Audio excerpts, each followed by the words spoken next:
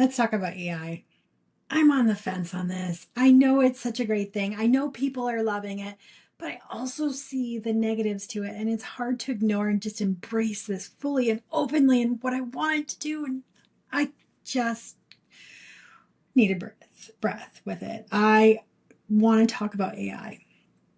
Now, AI has, I'm going to talk about three benefits and three negatives I see of AI. And you can give me a comment and let me know what you think. But to me, a benefit of AI is going through all the hours and hours of video that I've done in a group and go, hey, can you go through all these recordings and get our key points that we talk about most?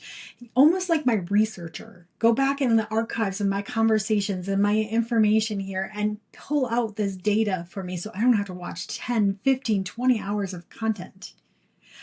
Saves me a ton of time, does my research, and I know exactly how to ask the right question because I was part of the conversation, right? Fabulous way for me to use AI. The other thing I love using AI for is to decipher complex information. I've been going through tax law for a client communication project, and it's not easy to understand law unless you are a lawyer, right? So having AI kind of break it down in everyday language really helps me understand what's the crucial information I need to communicate for my client. And the other thing I love about it, of course, is speed and time. It allows me to do something quicker, faster, easier, allowing me to have more time to help others as well. But I don't let it think for me. That's the thing I'm like, I'm the brain here. I'm using AI I like doing it as more of my researcher. So, what are the three negatives that it bothers me that I know about AI? First one is the environmental devastation that AI is going to bring and is bringing.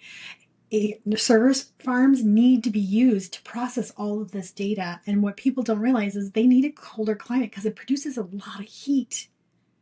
And so a lot of these farms are going to the northern parts of the US, like into Minnesota where I live. They're wanting to be here because also they need water to cool the machines down. A lot of water. And what are we doing to our water resources? Talked to someone in Ireland. She's like, oh yeah, we go through so much electricity and so much water here to keep these server farms operating. What is that going to do to our greatest natural resources? I just don't know, because I don't know where the future of AI will go, right? So the other thing I absolutely hate is if you use AI all the time and you don't use your own voice, you sound like everybody else. How are you supposed to get noticed when you sound like 50 other people?